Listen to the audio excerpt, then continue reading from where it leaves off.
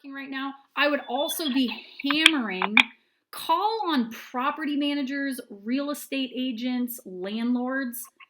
Again, like look up these contacts, be networking. Here's the thing. I don't know if you guys caught it or if you watch it, but I was on John Dye's show. It's called State of the Industry the other day. And I was on there with Lynn Foster from AccuLinks and Justin Ruggiano, he's actually an ex Cubs baseball player, but he runs a big operation down Dallas now.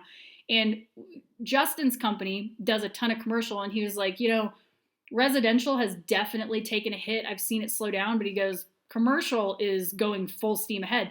And we started talking about that. And I was like, you know what? That makes a lot of sense. Because think about it. Mr. and Mrs. Jones are watching CNN and are freaked the F out, right?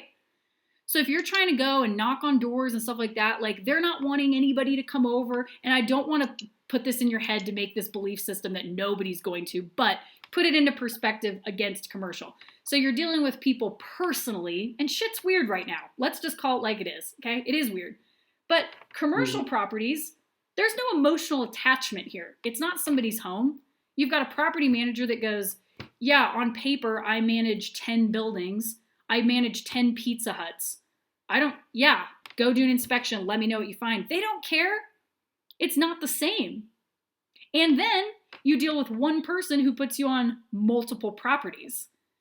So I'd really be recommending to you guys right now, start focusing on some commercial stuff. Network, talk to people who own businesses. Start talking to landlords, property managers, real estate agents. Okay? These are people who you can go, look, I know stuff's kind of weird right now.